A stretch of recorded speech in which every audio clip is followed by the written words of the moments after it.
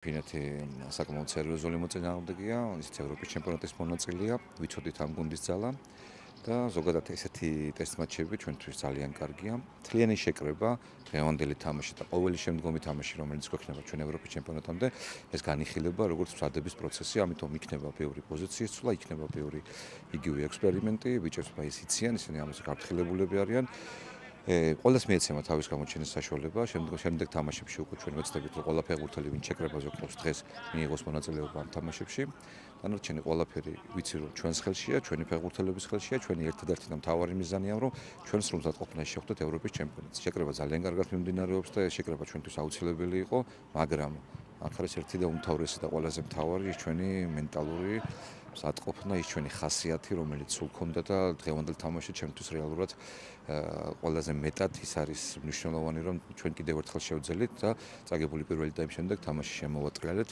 ეს ხასიათი ჩვენ ძალიან გვეხმარება, ეს ხასიათი ძალიან ეხმარება არა მარტო მწვრთნელებს, არამედ ფეხბურთელებს წინსვლაში, ამის გარეშე უბრალოდ წარმოუდგენელია ზოგადად პროგრესი არა მარტო თამაშში, არამედ ცხოვრებაში. მათ ეს ძალიან კარგად იციან და უფრო მეც ველოდები და განსაკუთრებით ველოდები უკვე ევროპის ჩემპიონატზე.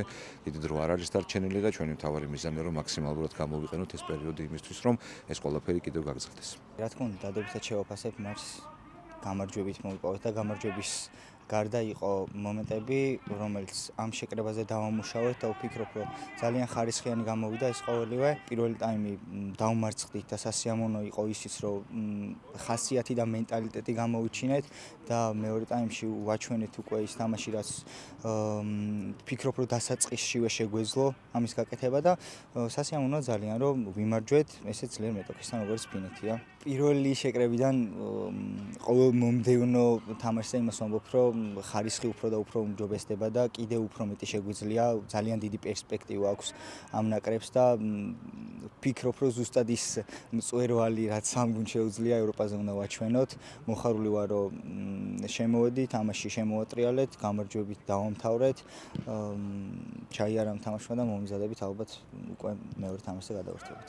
ძალიან მოხარული ვარ, რომ უფრო მეტი დრო მომეცა მინდორზე და მნიშვნელოვანი გამარჯვებაში წვრილი შევიტანი და რავი, ესეთი კაი გუნდი არის ფინეთი და ფინეთთან გამარჯვებაში წვრილი რომ მიმისღის ძალიან სასიამოვნო და მოხარული ვარ. იმედია უფრო მეტი დრო მომეცემა და უფრო გამოვიყენებ ამ შანსებს.